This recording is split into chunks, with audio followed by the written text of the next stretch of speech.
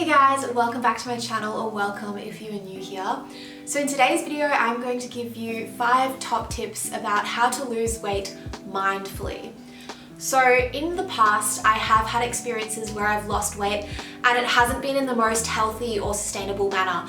But this is the first time in all of the times I've actually consciously tried to lose weight that I have lost weight in a mindful way that is healthy and sustainable. So I really wanted to share with you some of these tips because these are some really great tips that I wish I had known in the past when I was in a fat loss stage, because they're so helpful and they allow you to lose weight in a way that's actually healthy for your body, and it's not too drastic, and it's not like adhering to a specific diet.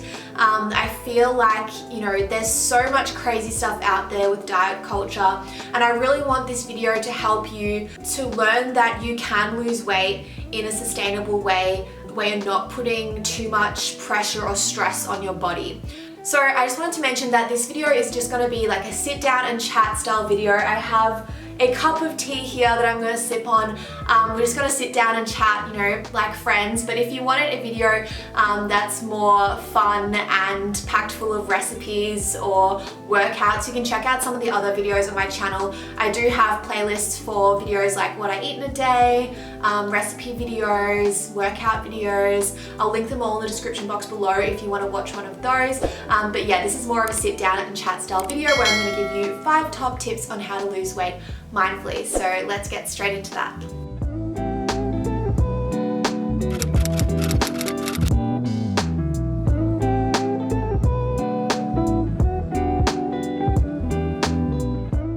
So number 1 is to create a food plan or food goal that is sustainable. So you probably know this already, but you have to expend more energy than you're taking in order to lose weight.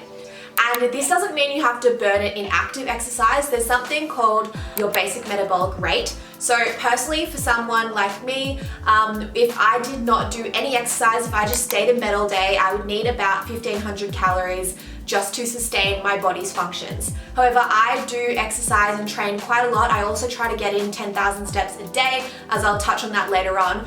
So my kind of average intake for maintaining my weight is around 2,000 calories, and that's pretty similar for a lot of women out there. I don't want to get stuck in on the calorie amount specifically because it is different for everyone depending on your height, your age, your weight, your exercise routine.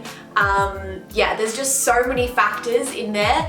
But basically, you have to be burning more energy than you are intaking. And the thing about diets and what people tend to do is they drastically reduce the amount they're eating, and they often increase the amount they're expelling because they're doing increased exercise. And so then you've got this massive gap that then is unsustainable, because what happens with most people is they'll be on some diet for a couple of weeks and then they'll just get so hungry that they'll completely binge, and then they just go back to square one. So what I would recommend is to only reduce your food consumption by a sustainable amount that is not going to leave you hungry. You don't need to be hungry to lose weight. I feel like so many people think that they have to be hungry in order to lose weight, but that is not true at all. I have hardly been hungry this whole 8 weeks that I've been trying to lose weight, and I have lost a significant amount of weight. I've lost pretty much all the weight that I had gained over lockdown. So yeah, you don't have to go hungry, you just have to reduce your calorie consumption slightly. Alternatively, you could just increase your energy expenditure slightly. So say you're used to doing around 6,000 steps a day, and now, to lose weight, you just have to up it to around 10 to 12,000 steps, and you don't have to change your diet at all. So there are a few ways to go about this, but my main point here is to only change your energy balance by an amount that is sustainable for you, that isn't going to leave you hungry and isn't going to leave you tired. And that's going to be different for each individual person. And obviously, if you need more specific guidance with that, I would recommend you to go see a dietitian or a nutritionist, because they are going to be able to give you personalized advice. But yeah, what I did was just slightly reduce how much food I was eating and slightly increase the amount of exercise I was doing, and I've been able to lose weight in a way that is sustainable and healthy, not leaving me hungry, not leaving me tired. And yeah, it's just the best way to lose weight because it really isn't that much of an effort. Whereas some people just go to so much effort and then they fall back because it was too much, too fast, too hard. And yeah, I just want to let you know that there is an easier way. It might take longer. So it's taken me about 8 weeks to reach my goal. Maybe if I went on some crash diet, I would have been able to achieve that in like 2 to 4 weeks, but then, you know, it wouldn't have been sustainable. I wouldn't have been able to keep that up long term and maintain that. So what I want to say is just only reduce your food consumption or increase your energy expenditure by an amount that is sustainable and doesn't leave you hungry or tired or stressed. So that is the main point that I really wanted to get across. But tip number 2 is to get your steps in. So for me personally, getting around 10 to 12,000 steps a day is really, really helpful because it means that I can eat more. I'm a definite foodie and I just love eating my food. So if I get 10 to 12,000 steps in a day, I can eat all the foods that I love and that I enjoy and still be able to lose weight. So if you don't have time to get your steps in, because it does take around 1 to 1.5 hours to get 10,000 steps in, you could just try something else like bike riding to work or running to work even, then having a shower at work. Just somehow increasing your activity levels in terms of cardio is really beneficial to losing a bit of weight. And you know, with something like walking, it doesn't actually feel like exercise. Like if you're going for a walk with a friend or a family member, you can catch up, you can chat, and you know, you're racking up those steps while you're actually just having a good time. So I really do think that getting in your steps every day is really good. And you don't have to get obsessed with it. Like you don't have to get 10,000 steps a day. Like what I do personally is like, if one day I can only get 6,000 or 7,000 steps, then the next day I'll more actively try to get over my goal of 10,000 steps, just to kind of balance it out and have an around about an average of 10,000 steps a day for the week is something that I do strive towards when I can. I just think it's a great way to then, because you're doing more energy expenditure, you have more energy there left to consume. So, I mean, some of you might find it confusing. I'm just using the term energy instead of calories because for some people, the term calories can be a bit triggering, so I just want to use the term energy instead because calories are energy. Calories is just the measurement unit, like how grams is the measurement unit of protein. Calories is just the measurement unit of energy. So I'm just going to refer to calories as energy from now on if you are at all concerned with that. Alright, so tip number 3 is to know your motive. So why are you wanting to lose weight? Is it because your clothes are a bit too tight and you feel uncomfortable? Or is it because you just want to get more fit? Is it because you want to see your muscle definition? Like, what is the reason why you want to lose weight? Is it for yourself? Are you motivated by your own feelings and desires? Or is there some external motivation?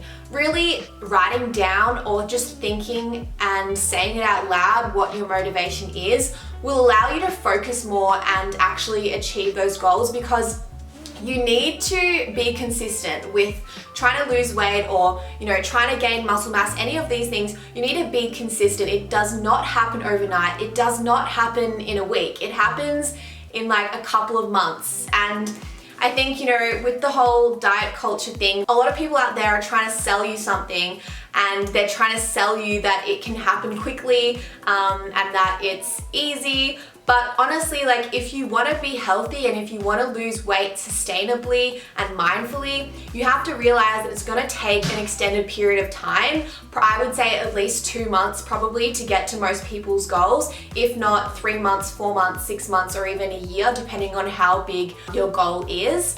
So you have to know your motive and know why you are doing this, because otherwise it's not going to be sustainable. If you're not going to get to your goal if you don't have that motive behind it.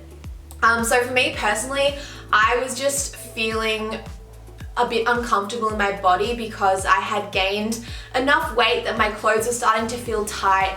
I just wasn't feeling as confident in myself. Just when I walked every day, I just felt a bit puffy, also in my face. So for me, the motive behind it was just to feel more confident in my body and to fit into my clothes slightly better and yeah, just basically to feel more confident. That was my main driver, and that was not faltering throughout the whole period of time I was trying to lose weight. Like, I wanted to feel confident in myself. I wanted to feel happy and healthy and lean, and so that was my motive.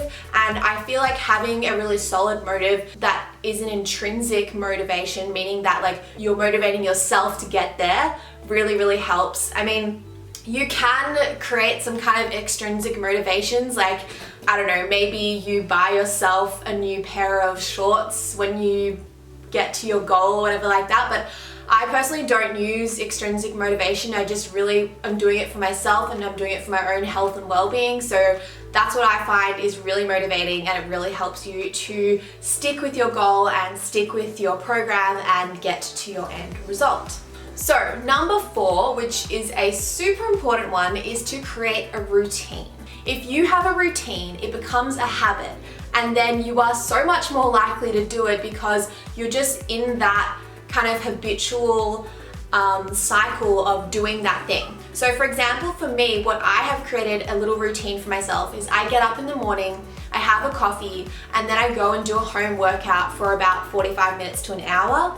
Then I come inside, have a shower, get ready for the day, and have breakfast, and then by like 9:30 I'm all ready to go off and do other work and do whatever I have to do for the day. And I have found that has been so helpful for me because it's just a routine that's just become a habit now. So every morning I get up, I go to make my coffee, and then I just go and do my workout straight away, and I don't have to think twice about it.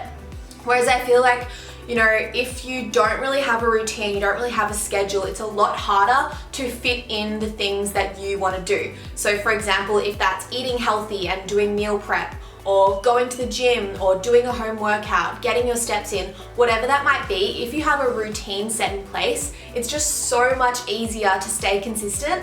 And as I said in the previous point, being consistent is like the ultimate factor to reaching pretty much any goal. Like, things do not happen overnight, you need to stick with it, and creating those routines and habits really help you to get there. So that is number 4, create a routine. It really honestly helps, probably the most out of any of the tips. That is the one tip that is just so helpful and so practical and has really helped me to get to my goal. So I wanted to share that one. And then finally, number 5, which is a pretty standard one. You guys probably already have this maybe down pat, but it's to set a goal and to actually track it. So, you know, maybe the weight on the scale isn't something that you're comfortable with, and to be honest, for me now, I'm in a really good place with my mental health, my physical health, that I find weighing is actually helpful because it allows me to track and progress with some data behind it. But if you're in a place mentally that maybe you're not so comfortable with looking at a scale, you could do something like taking progress photos every week.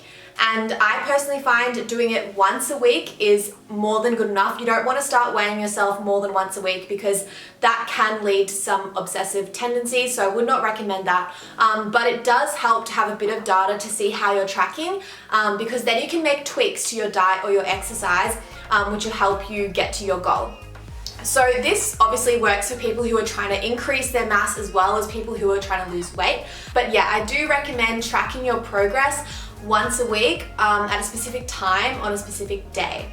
So I just do Monday mornings, and I have been weighing myself and taking progress photos, and it just allows you to see how far you've come, because personally, like after about 4 weeks, I didn't really feel like I changed that much, but then when I look at the data, when I look at the photos and the weight, I had actually done a lot of work and I changed significantly. So being able to track your progress is really important because it keeps you motivated and it shows how well you're doing. And say, for example, 1 week, if you don't feel as good, if you're not tracking to where you want to be, you can maybe slightly tweak either what you're eating or the exercise program that you're doing to help you to better reach your goals.